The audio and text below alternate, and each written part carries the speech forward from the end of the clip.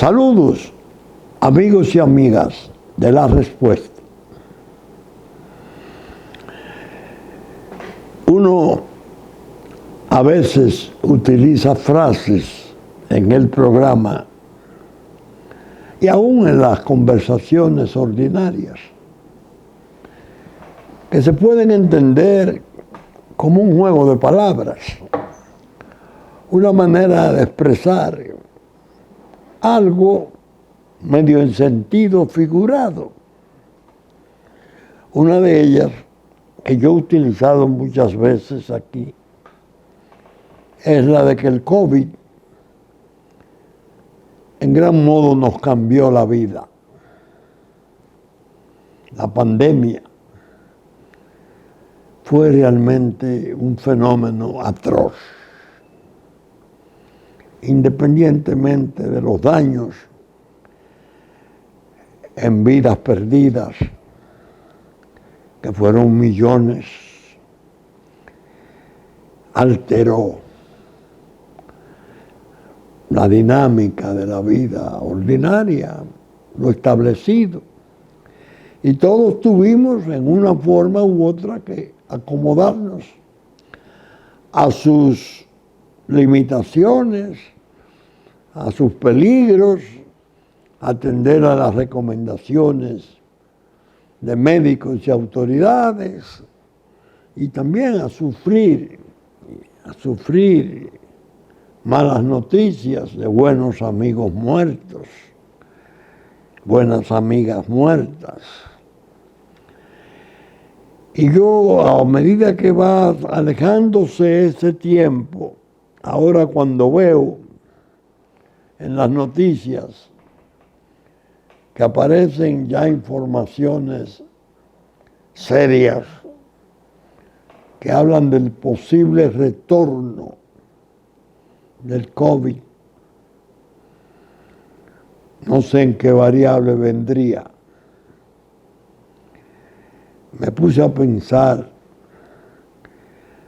pero la verdad es que el mundo está sujeto a un proceso de crisis presionantes sobre su sosiego, porque salimos de aquella, pero no fuimos a la paz moral, al descanso, a entender que ya podríamos al fin rehabilitar todo lo que hemos venido haciendo. No, nos quedaron entonces las secuelas terribles de las guerras, como si se quisiera que el sobresalto del mundo no cesara. Ahora está de regreso posiblemente el COVID. Y la verdad que es deprimente. Y en verdad, yo lo dije tantas veces, y ahora, cuando grabo este programa, lo confirmo. Voy a tomar mi ejemplo personal, que debe haber ocurrido en otra mucha gente. Desde el año 98, 97,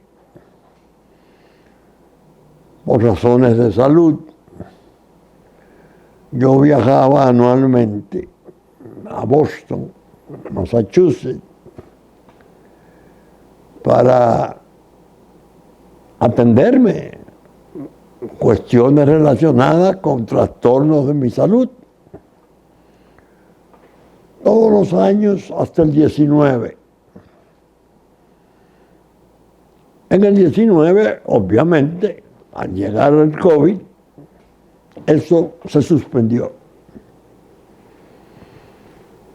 Pasé desde el 19 hasta la fecha sin viajar a donde mis médicos en el exterior, que por fortuna aquí tenemos muy buenos médicos, incluso amigos de mis médicos de allá y muy relacionados. uno no queda totalmente desguarecido, pero evidentemente mis trastornos y mis controles de salud son de distintos órganos, ¿no? Que el corazón, que los riñones, que examinar a uno un aparato viejo, un auto viejo en el taller. Hay que ponerle la computadora a ver por dónde andan los fallos. Y al momento que ustedes están viendo esto, con la gracia de Dios, ya debo de estar fuera del país. Fuera del país en procura de hacer el control más profundo, más generalizado de mi estado general de salud. Voy bien, pero a mis 93 años, eso de ir bien es bien relativo. Y por fortuna estoy espiritualmente preparado para todo. Lo vi en esto, lo vi incluso en mi devoción por la atención a la estancia María Virgen, a la cual yo ordinariamente iba 2, 3 veces a la semana, en el mes. Le daba mucha atención muy intensa. Llegó el COVID, mis trabajadores, muchos de ellos llevados de otros lugares, no podían asistir porque estaban pasando las restricciones. Se deja de podar el cacao, 3 años, casi 4 años sin poda, porque la poda del cacao es una especie de operación que requiere destreza. Y ahora la estamos por fortuna haciendo. Pero me puso a pensar, caramba, la disminución de la producción de la finca, conectada con la falta de la poda anual, que se debe de hacer en su tiempo, el mes de agosto. Se reflejó claramente en esa disminución, en la producción. Este COVID realmente le ha cambiado la vida a uno. Esa es la situación, ¿eh? Naturalmente, todo en emergencia, prórroga, gracia, dificultades. Y por fortuna al cacao le llegó un precio excepcional por los tornos del cacao en África, en 4 o 5 naciones importantes. Parece que plagas muy feroces han sido arrancadas las plantaciones y el proceso va a durar, según me dicen, 3 o 4 años para poder quemarlas y restablecerlas. Y eso nos ha dado cierto aliento. Pero la verdad es que nos cambió la vida el COVID. Ahora bien, ¿es eso solo lo que debo tratar hoy, medio así, superficialmente, casi como un entretenimiento? No. ¿Por qué? Porque está el peso, la losa pesada de las guerras,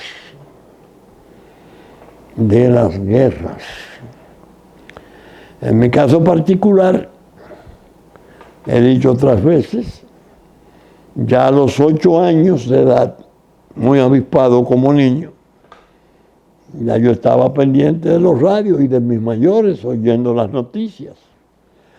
La Segunda Guerra Mundial, 5 años, un horror. Después la guerra de Corea, después la guerra de Vietnam. Pero ahora se tornan mucho más peligrosas. Ya vemos lo que está ocurriendo en Medio Oriente.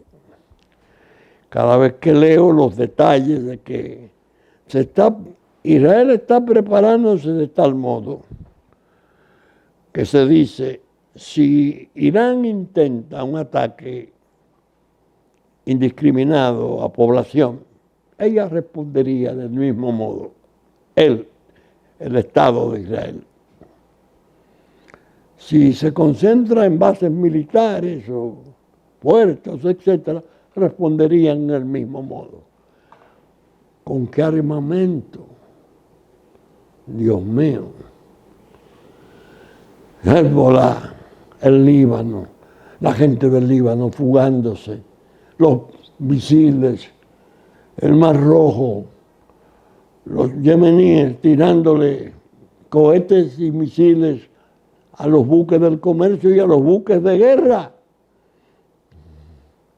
¿Qué va a pasar? Ucrania. Ahora comienza esa prensa superficial y vacua, peligrosísima. Ucrania ha cambiado el rumbo de la guerra porque intentó una operación sorpresa en Kursk. Invadió a Rusia. ¿Están contentos? Eso cambia la historia a Rusia. De ahí, de Kursk, sacaron a los nazis de Hitler, que llevó 2 millones de hombres y hubo una batalla de 800 tanques. Entonces, no es Zelensky que va para allá, van las otras naciones de Occidente. Esa es la guerra. Esa es la guerra ampliada. ¿Cómo se advierte? El asunto es deprimente e inquietante. No hay manera de que uno logre decir, bueno, se ve algo, alguna luz al final del túnel. No. La región, Venezuela, Dios mío, qué tragedia. Yo he estado escribiendo en la pregunta ahora, reproduciendo artículos periodísticos míos anteriores al año 17, cuando yo fundé el blog La Pregunta en redes. Esos artículos los he estado recogiendo y los reproduzco para que pasen a ser parte de la pregunta cuando se haga la edición. Estarán en el índice como precedentes, artículos del 2003, 2010, 2007, fijando mi posición. Cuando Chávez vivía, cuando Chávez se alzó, cuando Chávez fue detenido, cuando Chávez se intentó derrocarle, cuando estuvo en el calabozo, cuando volvió al poder.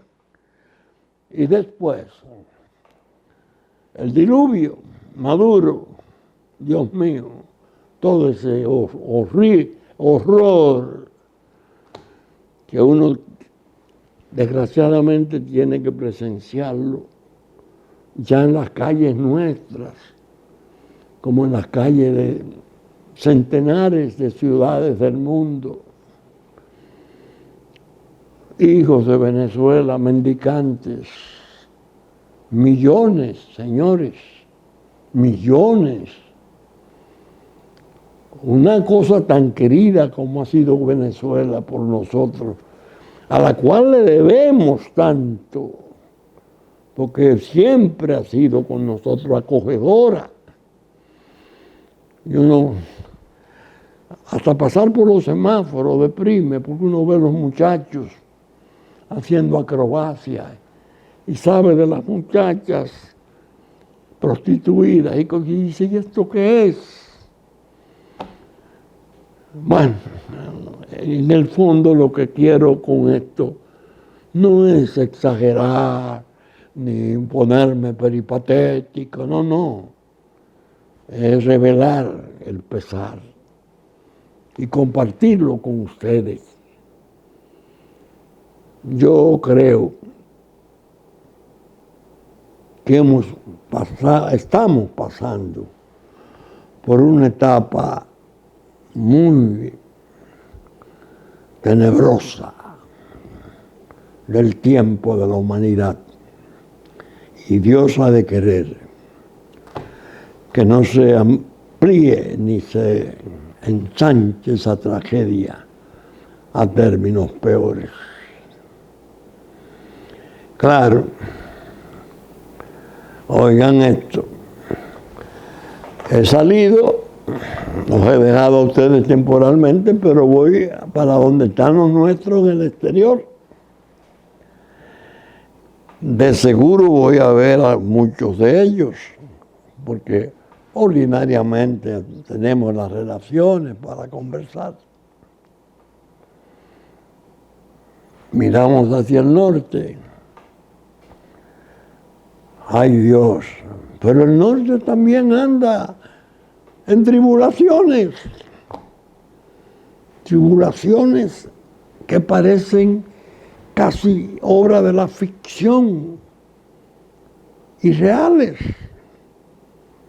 Ya vimos el atentado a Trump, ya vemos la revelación del presidente Biden, que lo sacan de su candidatura los propios compañeros, y como la prensa toma a la señora vicepresidenta y en 30 días de no tener una aprobación en las encuestas internas ni externas durante todo el tiempo, la quieren hacer una expresión fascinante y única de crecimiento político. Dios mío, ¿a dónde vamos?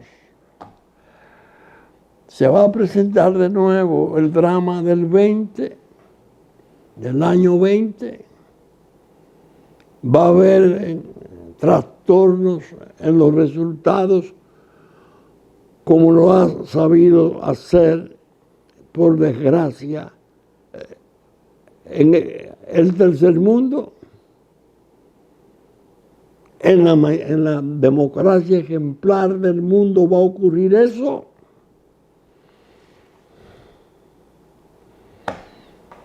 Bien, pero debo una excusa también. No podía dejar mis comentarios e impresiones sobre el discurso presidencial en ocasión de asumir el presidente Abinader su segundo periodo, porque era viernes y ya yo no estoy en el escenario. Que me hubiese gustado tratarlo en la respuesta y tratarlo en la pregunta del miércoles venidero, pero he tenido que hacer preguntas hacia el porvenir inmediato y dejarlas. Pero con la respuesta no podía hacer lo mismo. En mi ausencia la harán mis hijos. Ahora bien, celebro que la Restauración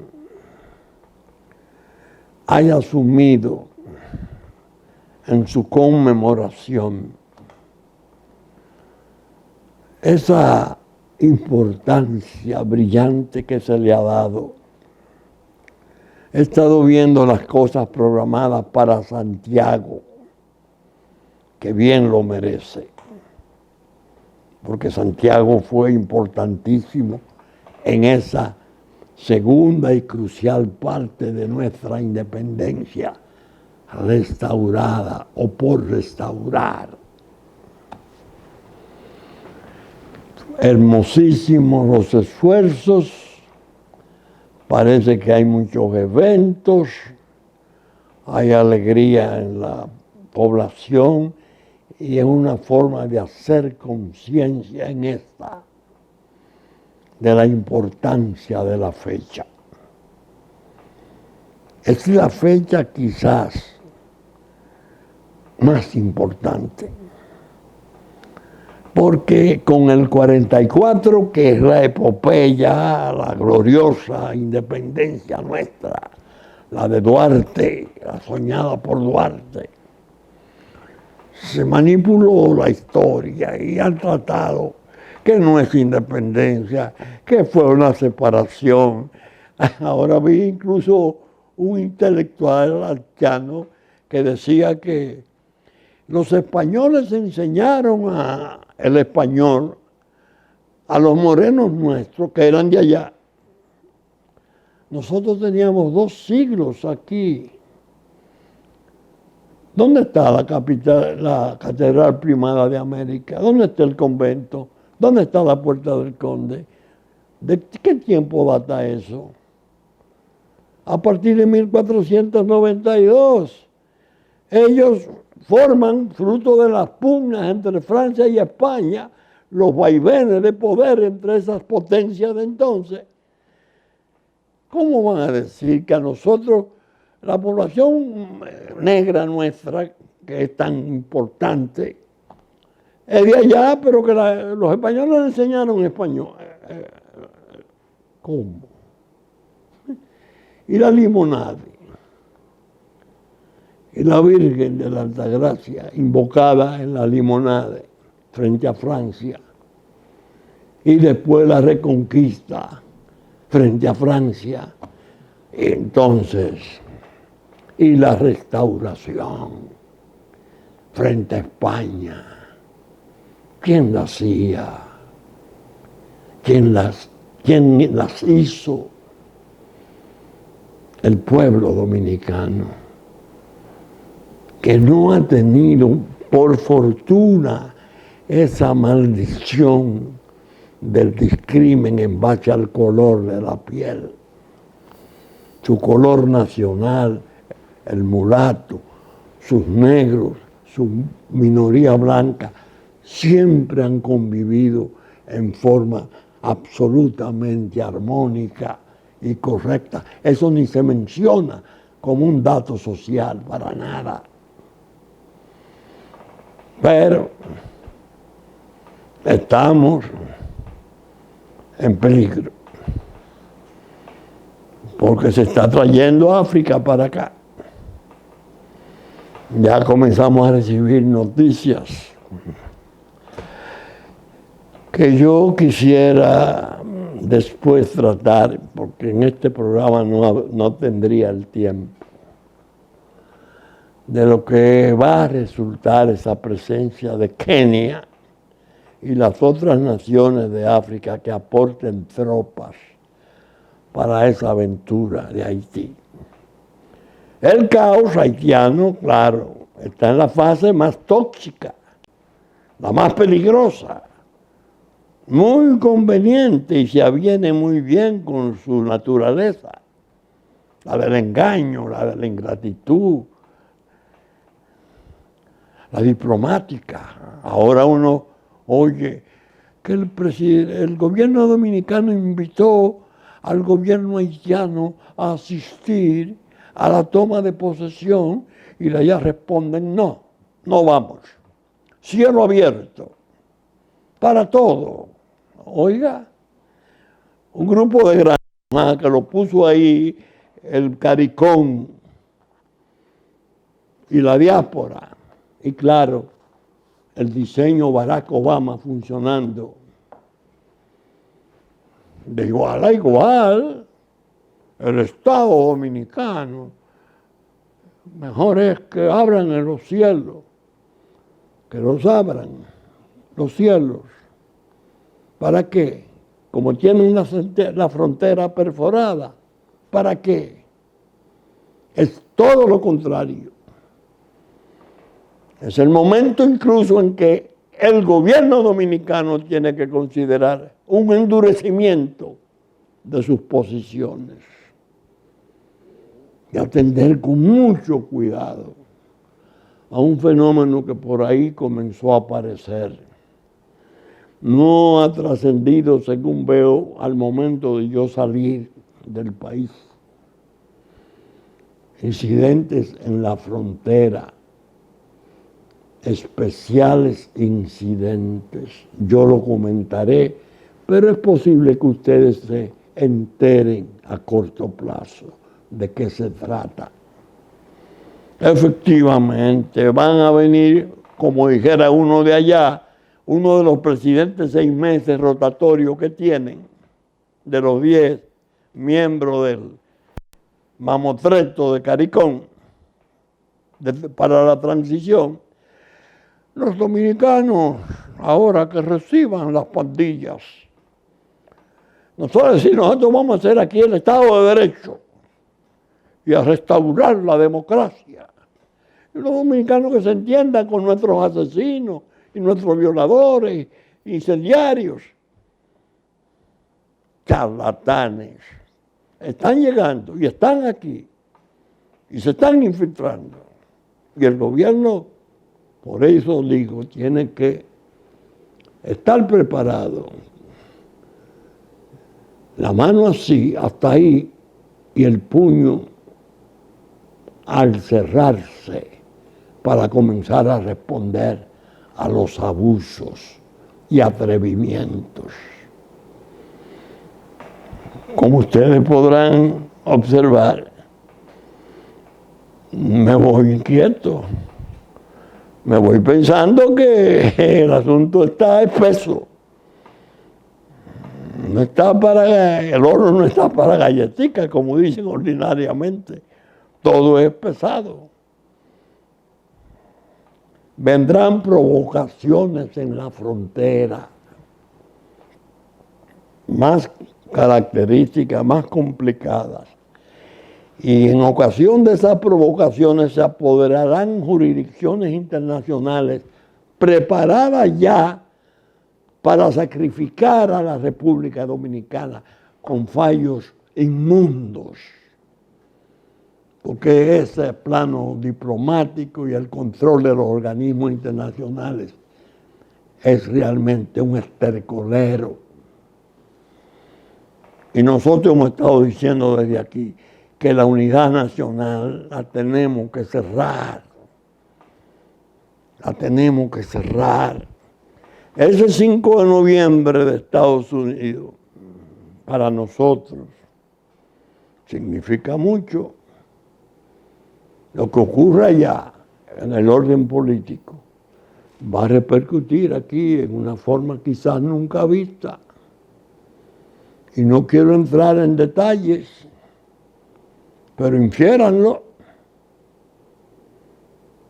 Es decir, nosotros somos periferia, una pequeña parte de una isla en el vientre de Estados Unidos, eso sí. No ahora, desde siempre. Por aquí pasó todo. La cultura, la política, todo lo que pasó para América pasó para acá. Los famosos conquistadores de México, de Perú y todo, aquí era que estaban. Vamos a abrir los ojos, los dominicanos, los de aquí que estamos y los de allá que están, que son exactamente la misma cosa, porque no han podido romper la unidad afectiva, el amor en la dominicanidad. Se van legítimamente, a veces se van en forma dramática, peligrosa, se van en forma ordenada, pero no dejan su tierra, dejan a los suyos, son los generosos remesadores de recursos. Y muchos, como he dicho otras veces, no abandonan el sueño de volver. Es un caso especial, ¿eh? El dominicano en el extranjero es un caso especial, ¿eh? No se pierdan, por lejos que estén. La condición de dominicano es indeleble. esa unidad tiene que cerrarse para que se produzcan acciones aquí y se tenga conciencia ya de qué es lo que está en juego. Nosotros tenemos que observar con cuidado lo de Haití, más que nunca. Ahora con la cuestión que se ha presentado de que los haitianos tratan de socavar las barrancas del río Masacre como una manera de allanar y ampliar su cauce para rebajar el volumen de su corriente, se nota la mala fe. Ellos lo dijeron. Ellos tienen el río allá que va a recibir las aguas del Masacre robado. Está bien. Nosotros les respondimos con mucha dignidad, una bomba, 2 bombas para preservar el agua nuestra. No será suficiente. La presa, una presa, que creo que está diseñada, según me han dicho. Ojalá el presidente Abinader la asuma, porque eso sería vital. Y entonces comenzar a hacer el otorgamiento del agua en la cantidad que conforme al Tratado del 29 le pueda corresponder a los vecinos. Tenemos que cuidar esos aspectos, independientemente de la parte criminológica, lo que pueda venir como peligro. Observen eso. De manera que en los momentos la situación es delicada. Yo no sé, honestamente no entiendo cómo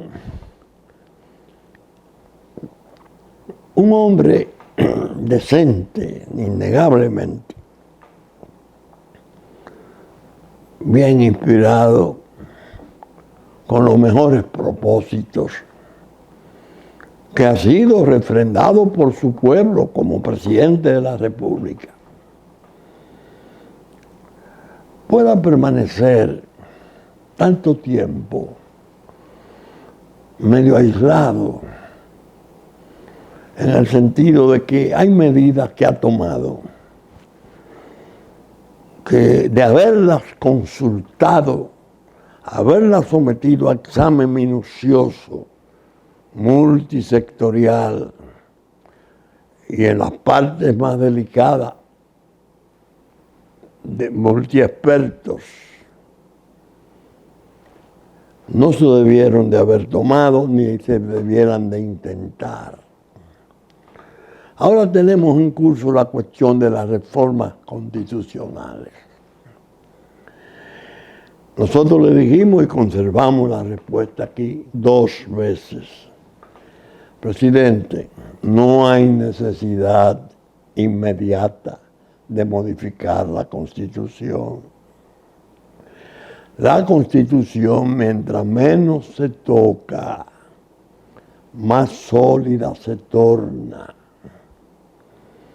Lo ideal es dictar las leyes que ella indicó que tenían que dictarse. Son 5 o 6 leyes fundamentales. Entre ellas la más importante, la relativa a la consulta popular, la del referendo.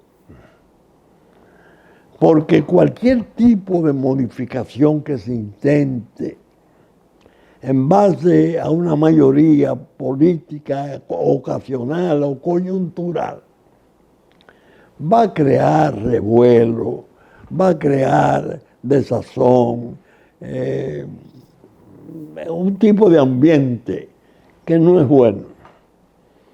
Porque con el contexto existente en la región y los peligros inmediatos que tenemos, podría aprovechar intereses muy peligrosos y nos podrían tumbar la paz, derribarla. No moleste esa Constitución. Llame a consulta, no 50 juristas que por Dios, me imagino que en los medios jurídicos internacionales deben de estar asombrados de que nosotros tenemos genios del derecho tan importante que podemos convocar 50. Eso en Francia y Roma, la condición de jurista implicaba y implica abogados superdotados, superpreparados, maestros, profesores, autores. Ese es un jurista. El abogado en ejercicio es un profesional liberal que defiende intereses, que cobra por su trabajo legítimamente. No es un buen consejero de reformas, porque siempre estará tentado a introducir reformas que favorezcan intereses que le puede estar o llevando casos o por llevar casos. No debe. Déjela tranquila. El candado, el mejor candado, presidente Abinader, que existe para la reforma constitucional, tiene un nombre: el pueblo, el referendo. Yo no he compartido ninguno de los puntos de vista suyos sobre esa necesidad. Usted no cometió un pecado porque se religió, pecado capital, pero se obró casi, yo he dicho, como la actitud del Señor.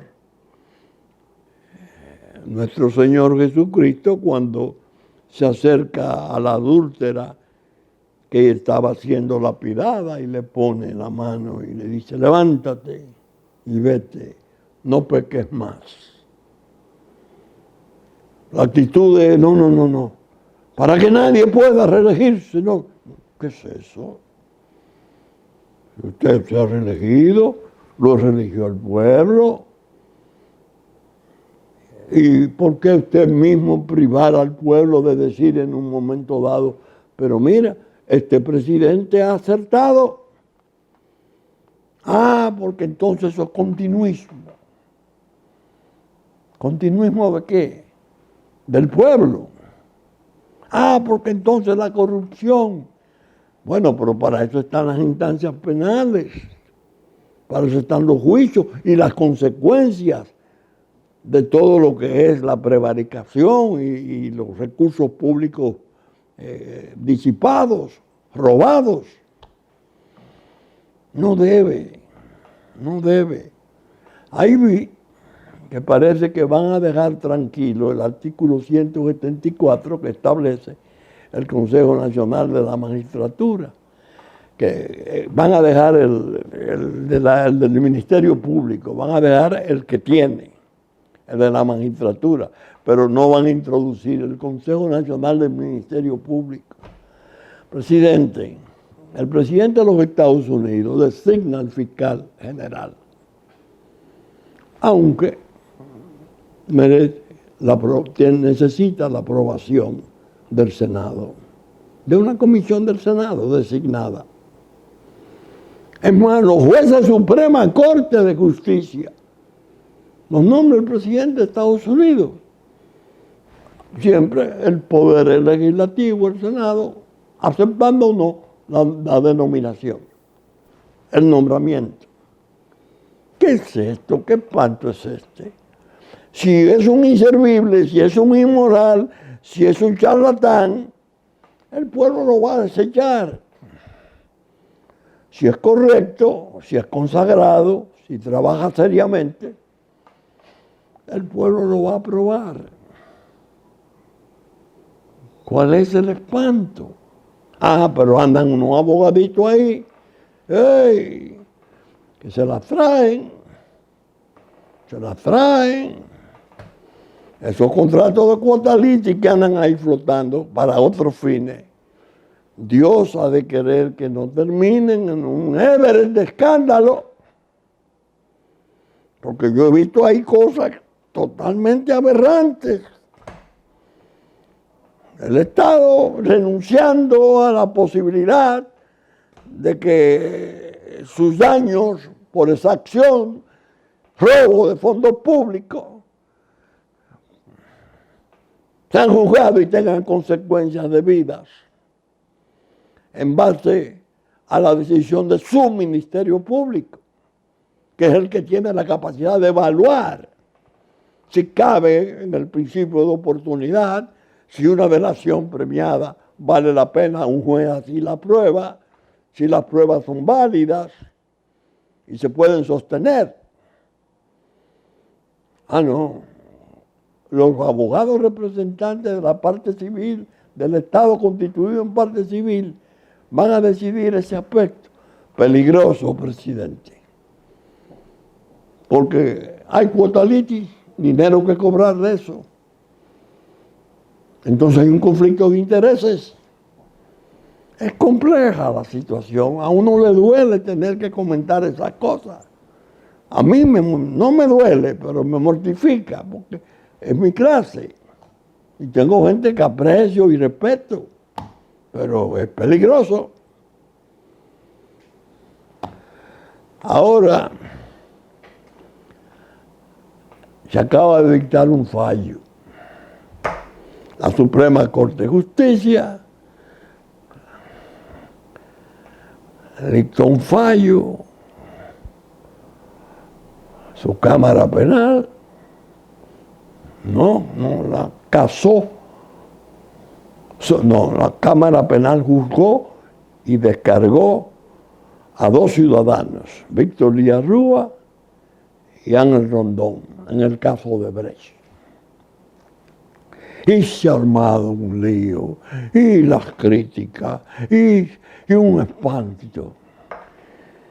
Yo mandé incluso ya mis trabajos. No hay nada de qué asombrarse. Ese desenlace estaba dicho, advertido.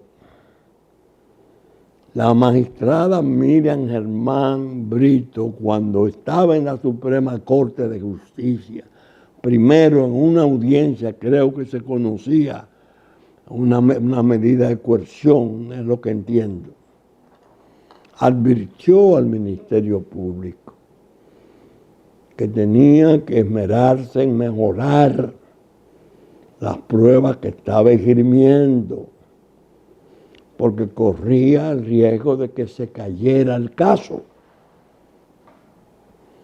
Y después, en una actitud disidente, motivó por qué ella no aprobaba una medida que tomaba la Corte y criticaba al fallo diciendo que las pruebas eran inválidas. Pues yo llevo a la reminiscencia eso, como un preludio de lo que voy a escribir, porque es un tema complejo y vastísimo. Preludio de lo que voy a escribir, debe salir el otro sábado, ya ausente. ¿Por qué lo trato yo? Porque ya en la pregunta lo habían tratado muchas veces y decía, esas pruebas transportadas que están trayendo no son confiables. Esas pruebas deben de ser obtenidas como la obtuvo Perú con sus fiscales. Los fiscales nuestros intentaron hacerlo y le pidieron al juez, creo que Ortega Polanco, que le diera la autorización para poder ir a Brasil a buscar las pruebas y en la forma más sólida y concreta obtenerlas. Ya no son pruebas transportadas, no son obtenidas allá. El juez lo concedió Y 10 días después van los mismos fiscales y le dicen al juez que ellos desisten de la petición que hiciera, que ya no le interesa eso. ¿Por qué se produjo ese desistimiento de los fiscales? En la Procuraduría encabezada por Jean Alain Rodríguez, por una orden. ¿De quién podía ser? ¿De Jean Alain? No, hombre, por Dios. De Danilo Medina, que debió de ser el personaje central de ese juicio. Y no fue ni siquiera entrevistado. No interrogado, entrevistado siquiera. Pese a que había elementos, bueno, el de Temístocle Montá era terrible. Confesó haber recibido 10 millones de dólares, lo sacaron casi en pijama, siendo ministro, para llevarlo a Najayo, pero dijo que había recibido 10 millones de dólares y días después, semanas después, archivaron su caso. ¿Por qué el archivo a Temístocle? Parece que, digo yo en la reminiscencia, que él mandaría un recado diciendo que iba a decir la verdad, solo la verdad y toda la verdad. Entonces, los codinomes, los alias, un adefesio, que no solo es adefesio aquí, en Brasil ha terminado siéndolo, con cosas desconcertantes. Un Lula que fue condenado y vejado y perseguido por una supuesta dádiva de una casa de playa a la esposa, pero que llega a la política y juega a su manera, la corte lo libera 9 meses después y el pueblo lo elige presidente de Brasil y ahora sucede que es una autoridad mundial en capacidad de mediar en la crisis inmensa de Venezuela y un presidente eminentemente popular. Entonces yo digo, aquí habrá gente que con eso que está ocurriendo en Brasil se puede animar. Por eso yo le pongo el título y agrego la cuestión de que ese fallo es sintomático y peligroso. ¿Por qué? Porque van a ver, bueno, pero si no hay prueba, aquí puede ocurrir lo mismo de Lula. No hay proceso contra nadie. Entonces yo cito a Perú. Perú, un presidente y su esposa condenados a penas severas. Otro destituido, renunciante. Otro reclamado en extradición y finalmente otro suicidado. Expresidente todos. El impeachment, el trabajo de la acusación política en el Congreso, era el proceso adecuado. Porque era una acción de envergadura tal, entonces hicieron un mamotreto y trajeron a los que tenían quizás más posibilidades de salir. Le bastaba con decir, bueno, pero ¿cómo el soborno puede darse si solo se identifica al sobornante y el sobornante no dice quién es el sobornado? ¿Cómo es eso? Es decir, el país hay que adiestrarlo. Y yo no quiero ir más lejos, pero viví una experiencia desagradable hace ya muchos años. 2.000 horas de juicio, 2.000 horas de juicio, 1.000 en la primera etapa y 1.000 en la otra. El juez, Juan María Severino, un expresidente, un exministro de Fuerzas Armadas, oficiales de policía, un juicio que el país lo vio. Aquel juez, Dios mío. En la Corte de Apelación, el Estado, un cambio político, no tiene interés en eso porque es un caso como de persecución política. con el inconveniente de que había una negación de un asilo político de Venezuela, de un partido gemelo del partido en el poder, constituida por 7 ex cancilleres que habían dicho: el caso no tiene nada de político, es esencialmente ordinario, de carácter criminal. Y quedó sin efecto. Y muchos de los asombros de ahora nos asombraron entonces. Al contrario, a ese juez que juzgó narco, especímenes poderosos del narco mundial, y se iba en un carro público a su casa, se le pensionó con la suma casi de un sueldo de doméstica. Yo fui a su funeral y veía su casa humilde, su ataúd humilde, y le decía a los compañeros que estaban: ese hombre que está ahí jugó millones y billones de dólares. Miren cómo muere. Un héroe social. No, lo satanizaron. Esos que andan ahí con las bullas de ahora. Bien, esto es más largo, claro está. Hay que escribir libros sobre esto. Y yo sí me da tiempo.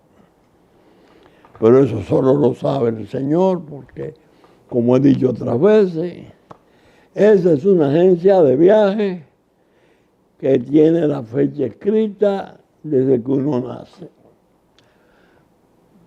del día que ha de partir. Espero, claro está, con la mayor fe y resignación, que así sea. Saben ustedes que estamos saliendo por Supercanal 33 de Claro, 3 del cable, domingo a las 11 de la mañana, nuestra versión central, que asimismo Teleimpacto, 12 del mediodía de domingo, 9 de la noche de domingo, reproduce este programa. Y en YouTube estaremos ya elevados a partir de las 12 del mediodía de domingo, una vez termine la versión central de nuestro programa. Con la gracia de Dios, espero regresar de donde voy, pero, como expliqué, lo que decida el Señor. Amén.